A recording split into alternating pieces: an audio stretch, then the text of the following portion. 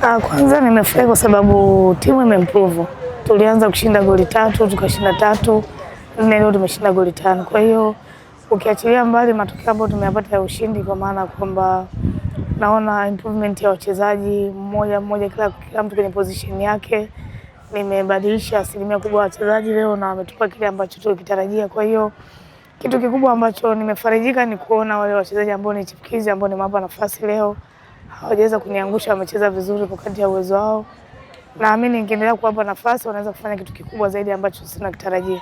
Ni kipi ambacho umeona kimeongezeka zaidi, performance gani na kuwa bora zaidi katika siku ya leo kwa baadhi ya wale ambao umewaongeza chipukizi katika kikosi cha leo? Nafikiri wachezaji wenyewe wana hali ya kushinda kwa sababu nimewaambia lugha ya kwanza sasa hivi ambayo tunazungumza ni timu kushinda. Tunashindaje?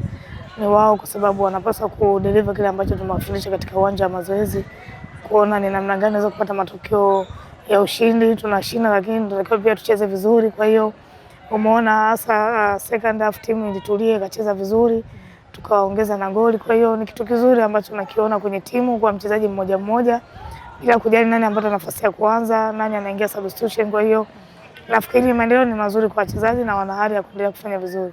Salamu kwa wananchi kwa mchezo ujao pia. Mimi niwaombe tu waje Jumapili, waje watushangilie kwa sababu ni mchezo muhimu sana.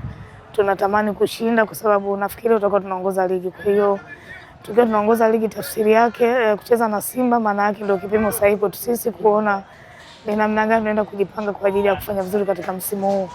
Mimi mechi kama hiyo naichukulia ni mechi kubwa ambayo inanitafsiri mimi peke yangu pamoja na wachezaji pia, kuona ni namna gani, kwa sababu ni moja ya mechi kubwa, mechi ambayo inabeba hisia za mashabiki, kuona namna gani tumejipanga. Mimi nawaahidi kama mkuu wa benchi la ufundi kwamba tutapeleka kile ambacho wanatamani kukiona, kwa maana timu cheza vizuri kwa maelekezo, lakini pia tuombe Mwenyezi Mungu atusaidie tuweze kushinda katika huo mchezo.